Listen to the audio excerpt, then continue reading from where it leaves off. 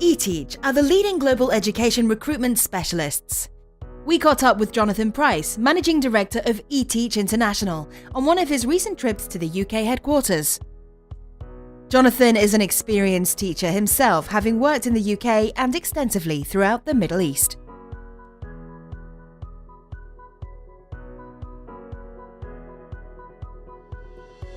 One of the things that is different is that the communication is quite often between the school and yourself via a recruiter such as myself.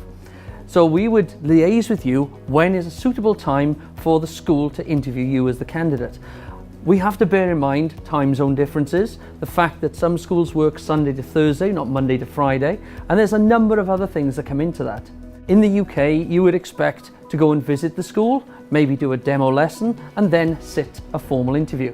Now, the first two parts of that aren't always relevant or even suitable for an international setting. So a lot of the time, the first communication is an email directly to you from the school's HR department, from the head teacher, from a PA, or from us, trying to arrange a time. That interview will then follow as a Skype interview, unless the head teacher is already arranged for a suitable time when they are coming over to the UK with other hiring managers in the school to then see people face to face. Both are used equally, I would say, around the world, depending on the time of year. February, for example, is in fact it is the month where most schools are advertising, most head teachers are recruiting. Just an example, eTeach has about 1.2 million views on its job board during the month of February. So that shows that this is the peak month to try and find that international placement. There's loads of sites on how you can best perform in a Skype interview. eTeach has case studies and footnotes on things to do and prepare for a Skype interview, but my advice would be treat a Skype interview just like a face-to-face. You dress accordingly, you do your research on the school, and you perform in that interview as if you were meeting the person in reality.